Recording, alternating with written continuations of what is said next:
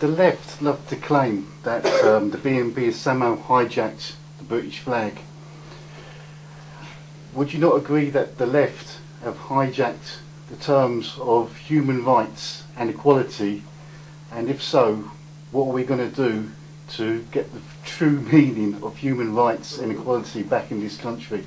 Several questions there, actually, or several points. Have we hijacked the flag? Well, there was a time until a few years ago when in Birmingham, to have a flag a quarter of the size of this one, either the Union Jack or a St George Cross, as a bumper sticker on your taxi cab, meant that the council, the Labour-run council, would class it as an MOT failure, because taxi drivers weren't allowed to have a bumper sticker indicating they were proud to be British or English. So the Labour Party now turn around and say we're hijacking the flag. If we weren't here, they'd still be grinding the flag into the dust and the dirt and the mud and the grime of their multicult. The only reason that they've suddenly decided that they need to pick up the flag is because otherwise we're the only ones who use it, and thereby the public turn to us. So we haven't hijacked it, we've rescued it. As regards terms such as human rights and equality, what about those? Well, they're not quite ours, actually, for several reasons. We don't recognise anything such as a human right unless it's balanced by a human responsibility. People do not have any rights in a society unless and until they contribute to that society. Obviously young children and so on, they have rights because they haven't yet had a chance to contribute to a society. Old people have rights because, in all probability, they've worked, they've paid taxes all their lives. In some cases they fought for this country. The old ladies have been bombed for this country.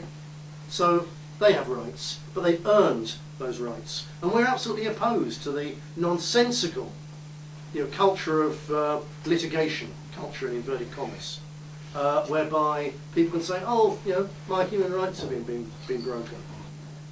The innocent have rights, but the guilty, the criminal, the thug, the burglar, they don't have any rights. The moment someone goes into someone's home with a view to depriving them of their property, they lose all their rights. The householder should have the right to kill an intruder in their own home if they threaten them, and none of this afterwards, well, you're going to go to court, you're going to go to prison.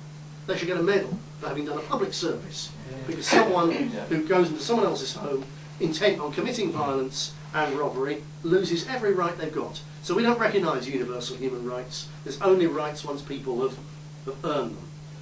And as for equality, there is a form of equality which is proper, and that is to treat the equal the same.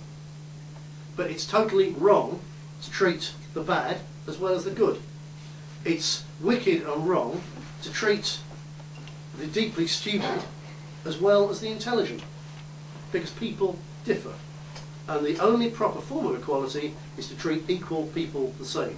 So for instance, if a woman wants to have a certain kind of job and do the same work as a man, she should absolutely get the same pay and the same conditions as a man. Anything else would be monstrous. But this feminist poison, which says that women and men are absolutely identical and the same, what a piece of pernicious claptrap, when everybody knows full well that men and women are in many ways very, very different. Up here as well. Doesn't mean anyone's superior or inferior. To put it at its simplest, men can't communicate and women can't read maps. It's a fact. It's a simple fact. In terms of averages. But I assume I'm communicating at present, and I am, when I last looked, male. I hope to stay that way. But I can read maps. My wife can't read a map to save her life. But she communicates better than me.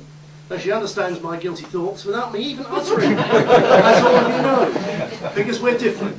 And to pretend otherwise, as a generation of Marxist cranks who now dominate all the other political parties, to pretend otherwise is a nonsense. So yes, we do recognise human rights when they're earned, and we do recognise the need to treat people equally when they're equal, but we're not fixated on human rights and equality in the same way as the far left. And actually, I don't mind too much leaving them with their catchphrases and their shibboleths if they'll leave us with our flag.